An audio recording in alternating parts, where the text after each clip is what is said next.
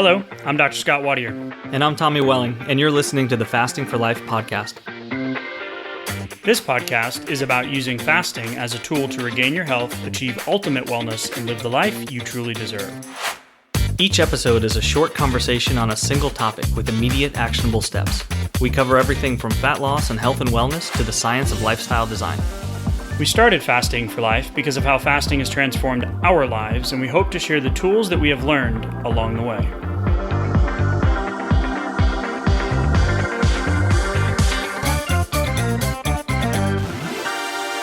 Hey everyone, welcome to the Fasting for Life podcast. My name is Dr. Scott Wattier, and I'm here, as always, with my good friend and colleague, Tommy Welling. Good afternoon to you, sir. Hey, Scott, how are you? Fantastic, my friend. Excited for today's conversation. We are going deep dive into questions that you, as our faithful listeners, have submitted. So we're going to do a listener Q&A today, and we have chosen some really, really good ones, if I do say so ourselves.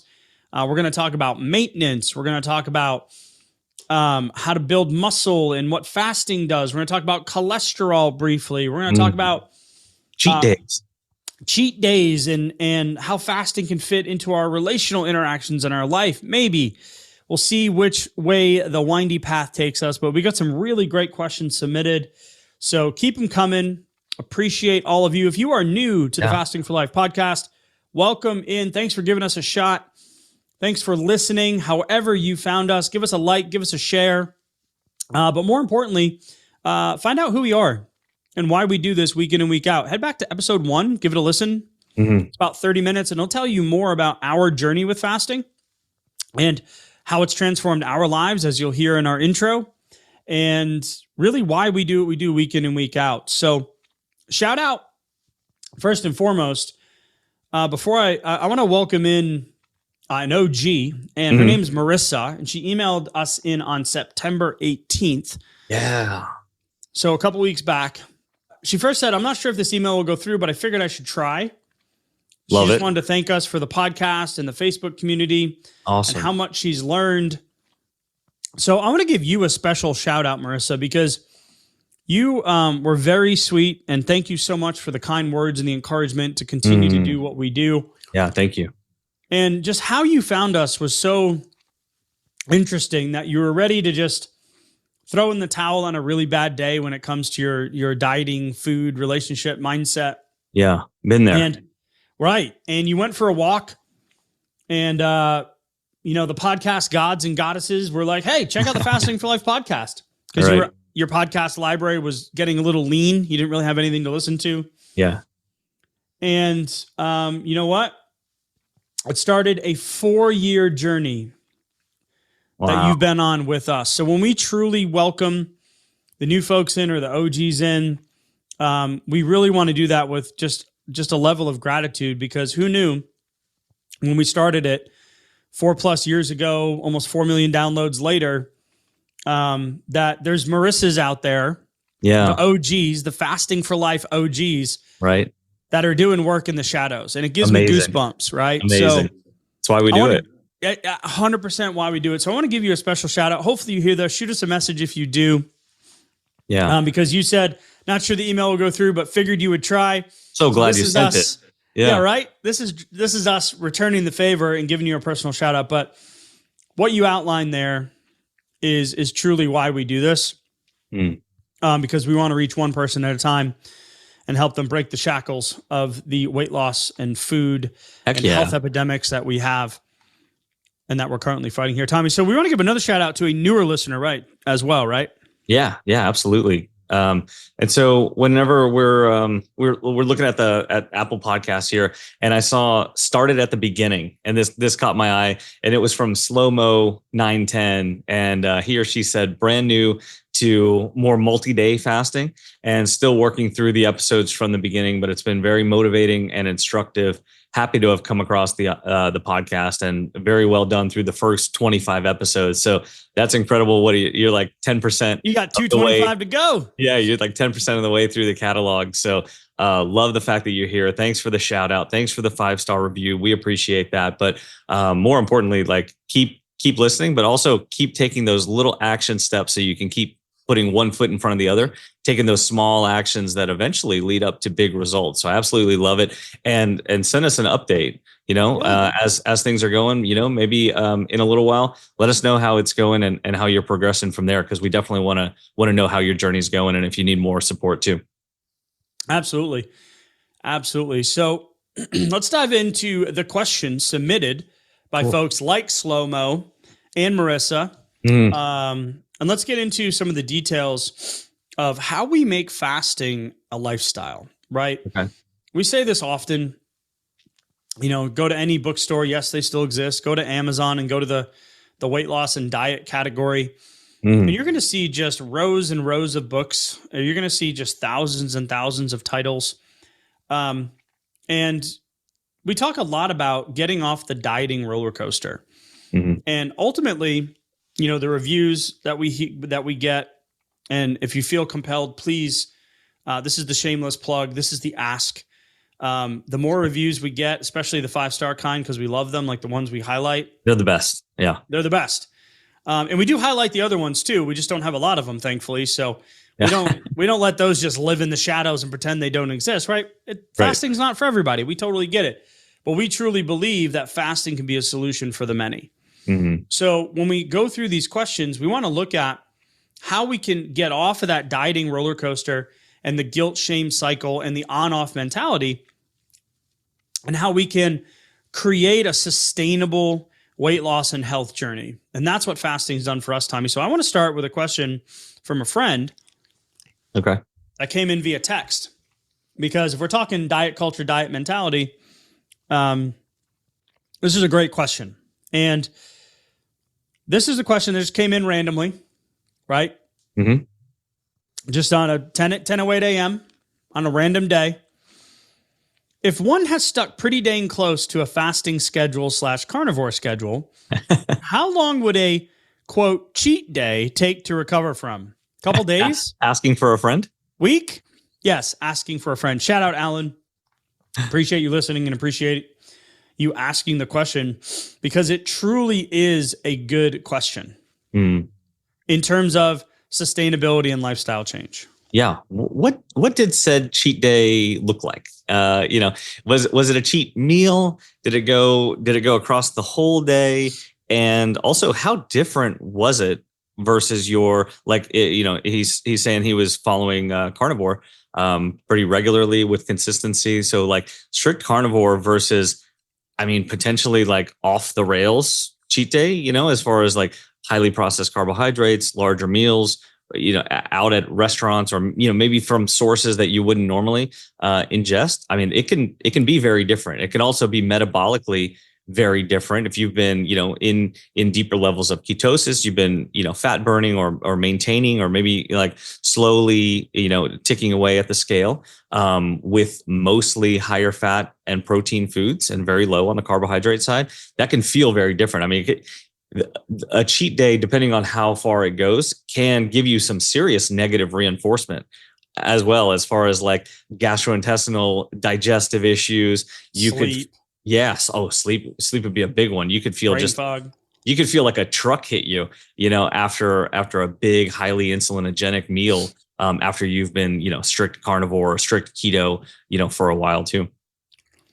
And this is one of the things that we try not to be dogmatic about anything. We believe fasting can help the most stingiest lifestyle choices when it comes to food, from vegan, vegetarian, pescatarian, all the way to carnivore and everything in between, the more balanced approaches too.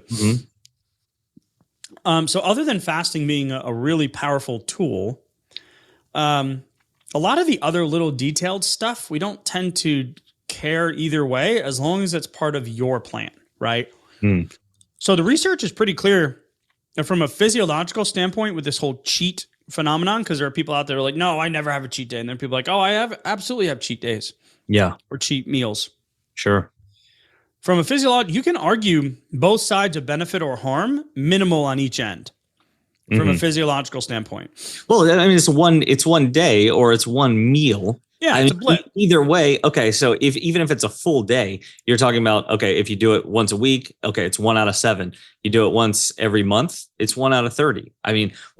fractionally, proportionally, how much is it really? Usually it's going to come down to much more what happened outside of those cheat meals. How consistent was I? What did my meals look like outside of the cheat day? Yeah.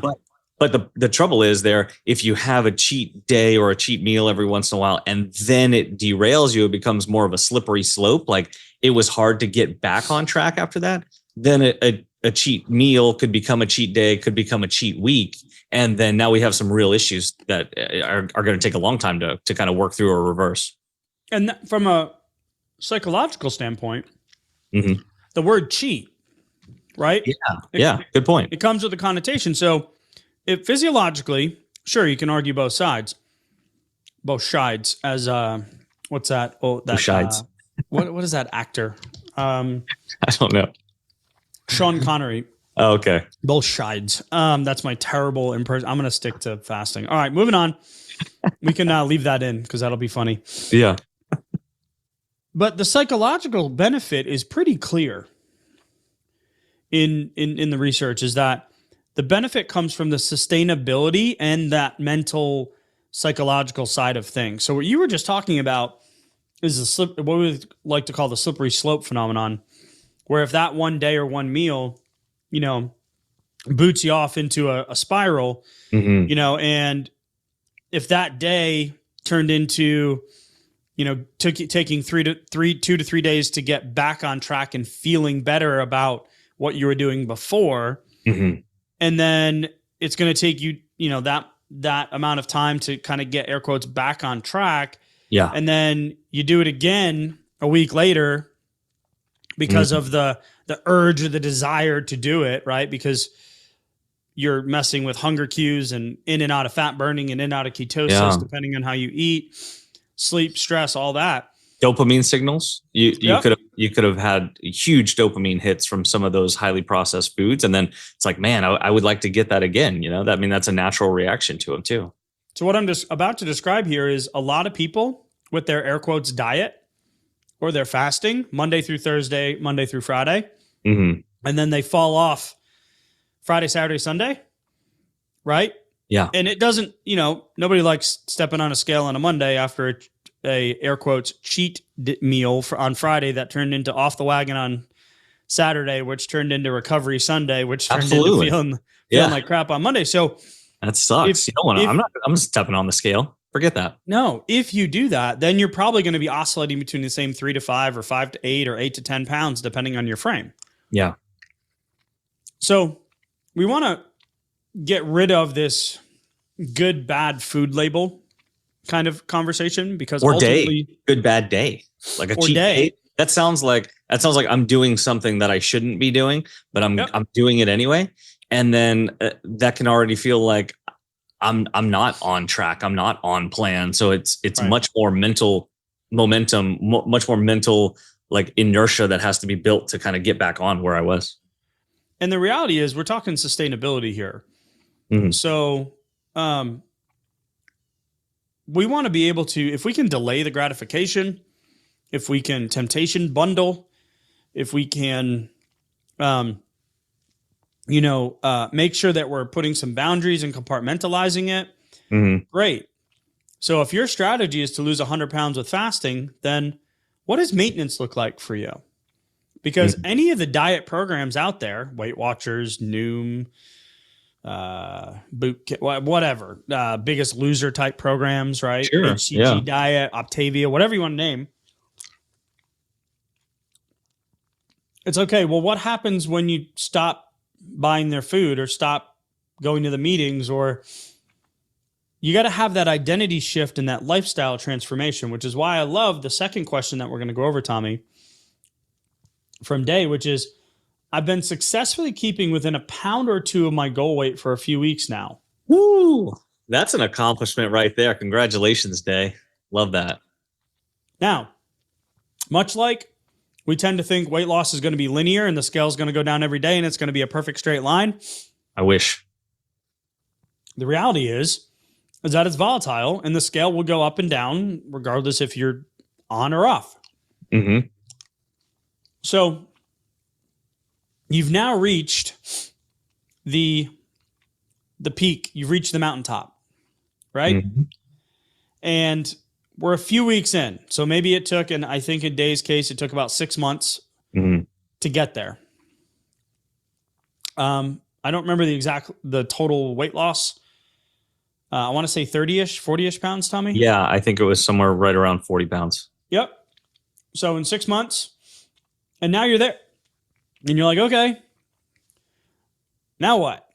I reached my goal.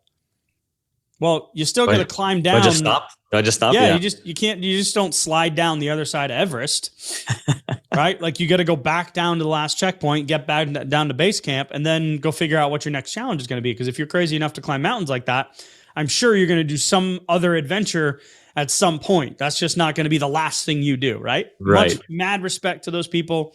Yeah. I hurt myself cutting the grass. So there is no way I'm going to be ever scaling a mountain. It's not in my DNA. Yeah.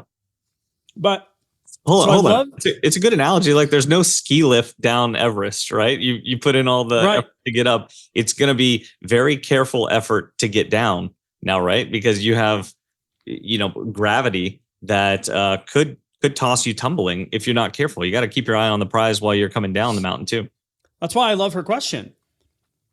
Because it's like, I've been there for a few weeks. So you're like, okay, this is kind of cool, huh? Yeah. It worked. Yeah. So there's like two questions you should ask now is, if you're at your goal or if you're close to your goal, are you enjoying your life the way it is right now? Mm-hmm. Right. And then ultimately, can you keep doing it? And if the answer is yes to both, then you just keep doing it. Mm-hmm. And you want to become part of the 5% that keep the weight off for 2-3 years plus, then you need to have that identity shift. So I love her question of how often for now, it's not weight loss, it's for health. Should I fast? And now what should I use to guide me in determining this? This is going to be different for a lot of people.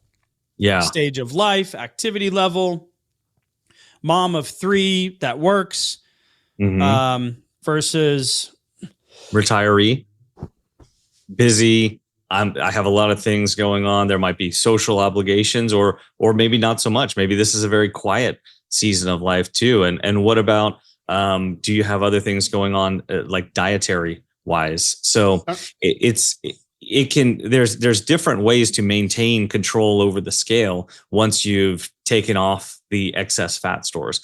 But I love that question though. For optimal health, how often should I fast? So I'm going to question, or I'm going to challenge a little bit, just the framing of that. How often should I fast? I'm going to argue you should be fasting daily, but maybe not in the way that you're originally thinking about when you wrote the question. So fat loss fasting versus maintenance fasting. Okay. Yeah. We've never talked about this before. Sure. So, and then there's also a matter of like, how often should I fast? Sometimes when we say that, what we are actually meaning is how often should I go a full day without eating anything, like a greater than 24 to 30 hour fast, right? Where I have a full day where there was just nothing that day. And then so I essentially waited at least until a second day before I ingested food. And so like for a full day, if you're maintaining control over the scale, you're probably not going to need that all that often. But at the same time, flexing that muscle every once in a while, because that was one of the skills and tools that you used to get here to this great point day, it would be good to flex that muscle. I mean, I'd like to probably see that muscle flex maybe once every couple of weeks, even if you don't really necessarily quote unquote need it for the scale. But on the other days, even when you're having meals more frequently, and there might be some OMADs, some 1 meals a day, there might be plenty of TMADs in there, 2 meals a day. I would also like to see sticking to what got you to the successful point, starting with setting your fasting timer, even when the meals are fairly easy and you know exactly when they're going to be. You still get to book those subconscious wins by making the decision, hey, this is when I'm going to eat. This was what I decided. Let me set my fasting timer as a reminder, as a tangible reminder of what my decision was. And then when I reach the goal, I get to get the dopamine hit, which was I achieved that goal. I accomplished it. I'm not just getting dopamine hits from the food that I'm about to ingest, but I got it from the goal that I set out and I achieved for myself. And you get to do that every single day. And I can't overstate how important that is, but how often it's overlooked. I'm a big fan of a 3 to 5 day fast once a quarter, a 7-day fast once a year, a 24-hour fast every week. Yeah. But it was interesting in the conversation with this. It was like, I've been doing 2MAD, which is 2 meals a day. So I haven't really been fasting. Well, yeah, you have. Sure. You absolutely have. 2 meals a day is a great strategy for maintenance for some people. Mm-hmm. It really is, depending on your portion size and your relationship with food and the stage of life, et cetera. So yeah, I just love this idea that it's going to be a little bit different for everybody, but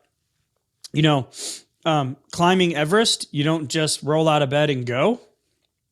You've got training, you've got base camp, you've got whatever the other camps are before you then got a Sherpa. You got a Sherpa. Yeah. You hired a coach, shameless plug. And then you go, you get to the top and you celebrate. And now you figure out, well, bleep, now am I going to get down without dying? All right. Yeah. And what's my next adventure too? Like you said. Right.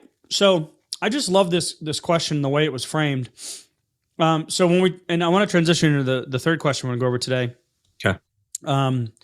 In regards to cholesterol, because Day had mentioned, for optimal health, right? So what I like is what I just stated in terms of a weekly fast, quarterly fast, a yearly fast. I also am a big fan of fasting for spiritual reasons, to go vertical, right? So that can be longer, less food focused. Sure, yeah. There's a whole bunch of different applications, but I love the idea. If you have, last thing I'll say on this one is, if you have 30 or 40 years of thyroid issues or hormone imbalances or insulin resistance or blood sugar related stuff or chronic inflammation or, arthritis or the lifestyle diseases, right? The lifestyle conditions, cardiovascular disease, et cetera. Yeah. Ultimately, like, fasting is now your way of life because the way you were doing it got you those old results. Yeah. But now we just got to figure out what it looks like to keep them. And that's where the kind of the framing and the conversation that we're talking through. So that's awesome. Love it. Keep up the good work, Day. Yep. All right. So this next question, talking about optimal health, we're going to transition into a question about cholesterol. Okay. This question from Heather says, I know you already touched on the cholesterol topic. This is from our last challenge, our last 7-day master fasting challenge. Average weight loss was 8.2 pounds, Tommy. That was incredible. And it's just insane. Yeah. Amazing. And not just, I just, put it right back on. No, right. Yeah, just really cool. I got a process started here. Yeah. Yeah. We take you on a journey. It's a ton of fun. So I know you've touched on the cholesterol topic. My numbers overall are good, but my cholesterol is elevated. Okay. I don't think it's bad, but the fasted LDL is 129 and the overall is 213. I appreciate what was said about cholesterol's connection to inflammation and hormones, as I am postmenopausal. Okay. Well, regardless if you're pre, peri, or post, cholesterol is at the top of the hormone cascade for all hormones beneath it. Doesn't matter if you're a man or woman. Cholesterol is king. It's important. Your nerves, your brain tissue, and it's a precursor to all of your hormones. Precursor to cortisol, precursor to pregnenolone, progesterone, estrogen, testosterone, cortisol, all the glucocorticoids. Yeah, all of it. Okay. So the question is, if you were me, would you be concerned? And are there any supplements that could help lower cholesterol?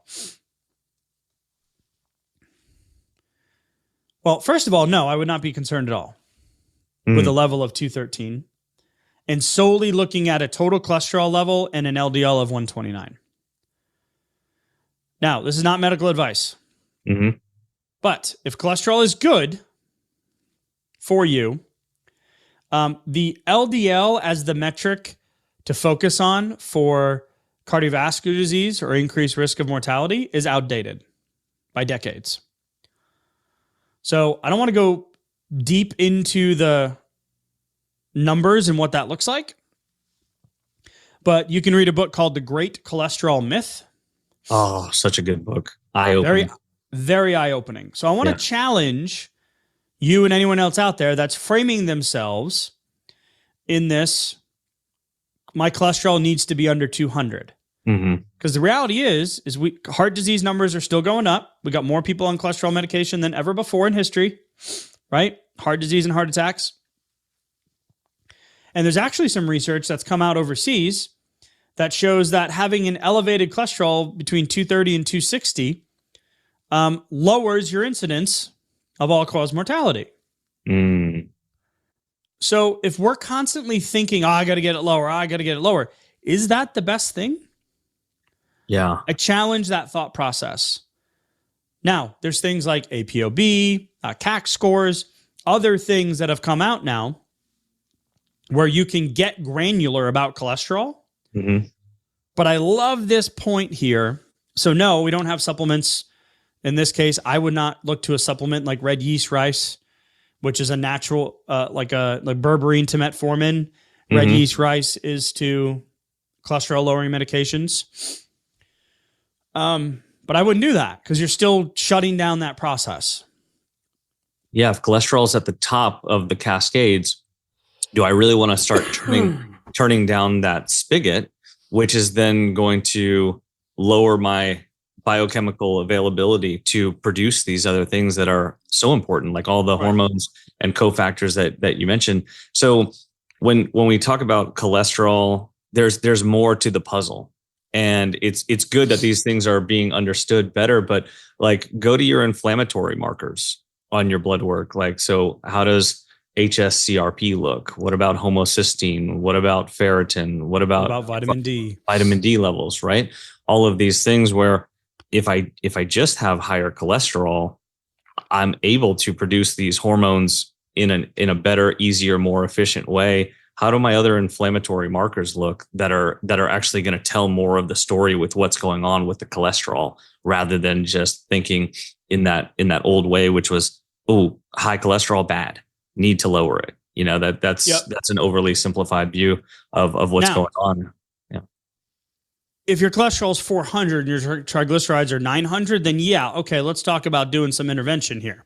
Yeah, I bet the inflammatory markers will be through the roof too, though. Right. So in this case, this is the takeaway. So go read the book. But of course, I'm working on diet and continuing on my journey to be consistent with fasting. So one of the biggest things you can do is increase your lean muscle tissue through working out and movement and get the weight off. That's the biggest lever you can do. And guess what? She outlines it in parentheses. Of course, I'm working on blank and blank. Right. So we want to encourage you that you're on the right path. Keep up the good work. So I just love that question. Yeah, absolutely love it. Speaking of muscle, we're going to talk about muscle. It's like we planned this. Love when a plan comes together. All right. This question came in from Eric. We have one or two left. I think this is the last one. Eric asked, what are your recommended supplements that a 5'10", 55-year-old man should take during IF? I've gone from 297 to 219 in 1 year. So, first of all, shout out. Wow. Incredible work, Eric. So Tommy was doing a golf clap. Yeah. But the tech won't pick up the noise. So that's 78 pounds, right, in the course of a year. So I want to break this down to shatter some expectations for some of y'all. 78 pounds over the course of a year. How many pounds is that a month? 6.5. How many pounds is that a week? 1.5. Some of y'all are expecting unrealistic expectations. Now, fasting can absolutely move the needle quicker than eat less, move more for some folks, especially if you've got hormone imbalances, insulin resistance, etc. Yeah. So, I mean, talk about crushing it. So shout out, Eric. Happy to have you with us. He said, this is the lowest weight I've weighed since the 1990s. Wow. Amazing. Now, here's the concern. Muscle. There's a lot of muscle size that is gone as well. even though I've continued to lift each week with a trainer and I've been trying to eat more protein over the last 6 months.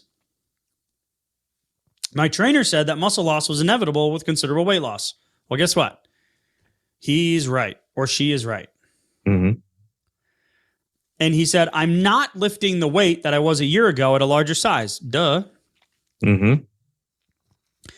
Not duh, like duh, that's dumb, but like, yeah, right? Makes sense. Coming from an ex-powerlifter who used to weigh a lot more, who could bench press a Buick, I can't lift those weights anymore. I don't have the mass to move it.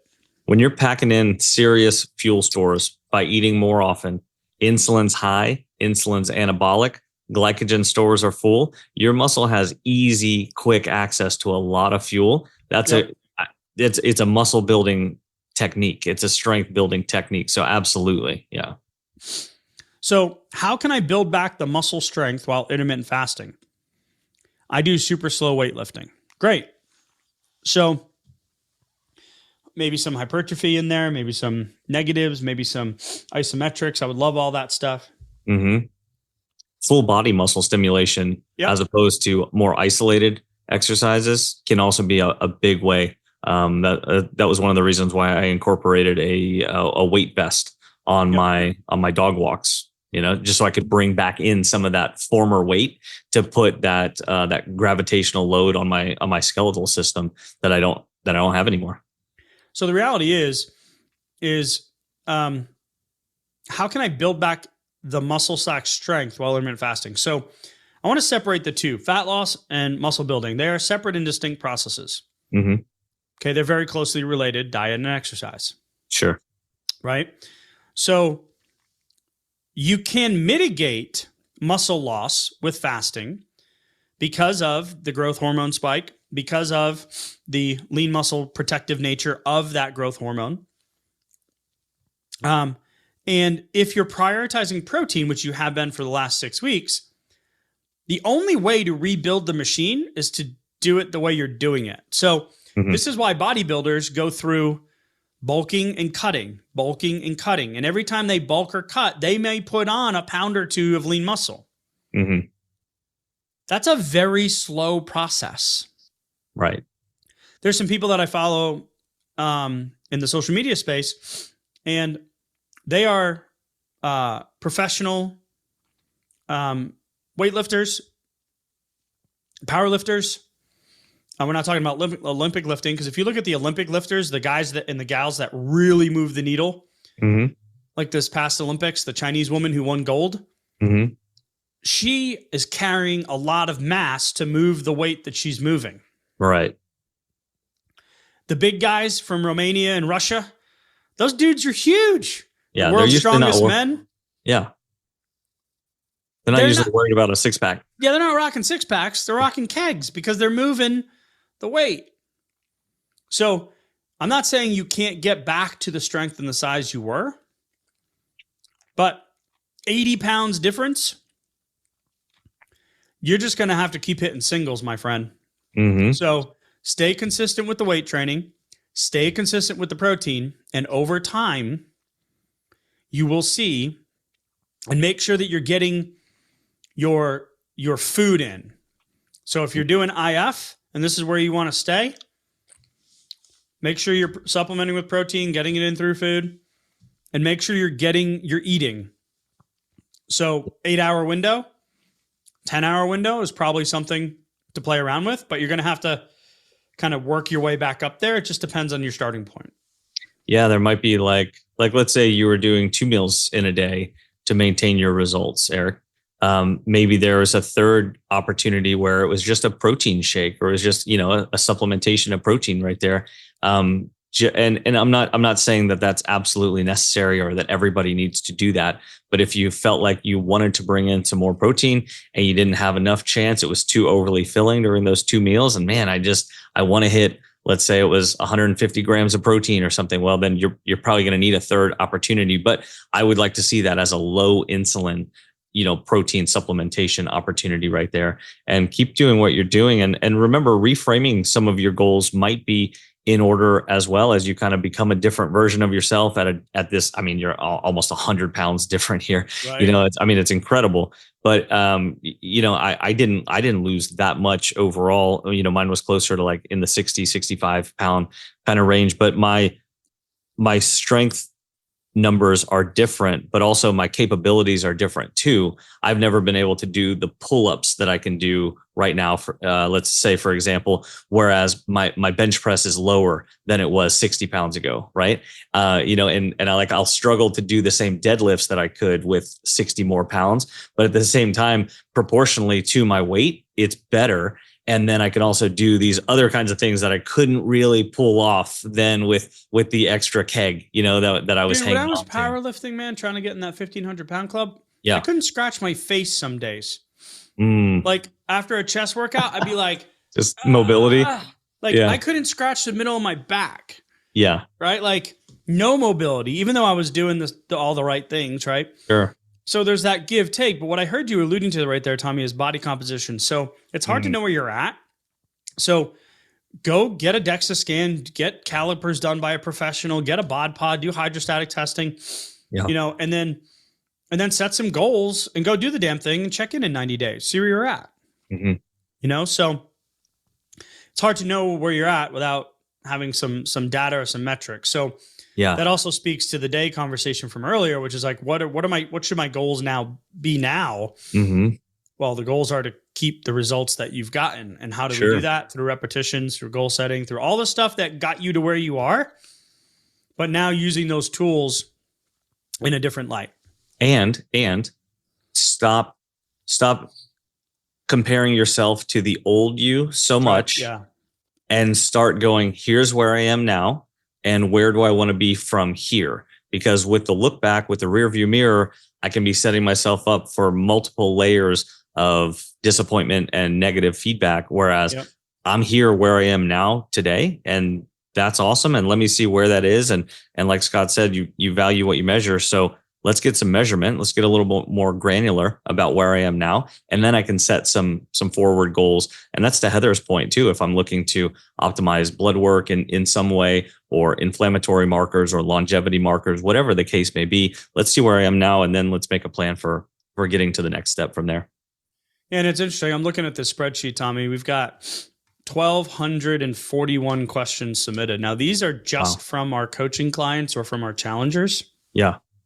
This isn't from the millions of downloads and listeners. Okay. Right. But in all of these questions, they're all fasting. Fasting is the vehicle. Yeah. So if you're looking for more help or guidance with fasting, we've got resources. Go to the show notes, grab the blueprint. If you're looking on how to increase your fasting windows, or some more guidance if you're new on what the heck are these guys talking about. You can grab the insulin assessment if you want to look at some more advanced metrics, waist to height ratio. Mm-hmm. Join the Facebook group. If you really want to accelerate your results, join a challenge. It's 7 days. Well, it's actually closer to 10 to 14 days, depending on when you join. Mm-hmm. But we'll take you through a guided experience, and we're going to accelerate your learning curve and help you create and craft the plan that's ideal for you. Because the problem is when we look at ourselves in the future you, the one that lives off in Peter Pan's Never Never Land, that gap between then and where we are now causes inaction and doubt. And what we need to do is take consistent action as the person we are now, which then allows us to stay motivated and stay consistent throughout the weeks to months to years, which allows us to ultimately obtain that goal. So this is why we do this week in and week out. Head to the show notes, find the resource you're looking for, join the challenge, come on inside the Facebook group. As Marissa said earlier, we truly want it to be a warm, inviting environment. That is what we believe. So shout out, gratitude to everyone that listened in. Tommy, appreciate the conversation as always, man, and we'll talk soon. Thank you. Bye. So, you've heard today's episode, and you may be wondering, where do I start? Head on over to thefastingforlife.com and sign up for our newsletter, where you'll receive fasting tips and strategies to maximize results and fit fasting into your day-to-day life. While you're there, download your free Fast Start guide to get started today. Don't forget to subscribe on iTunes, Spotify, or wherever you get your podcasts. make sure to leave us a 5-star review, and we'll be back next week with another episode of Fasting for Life.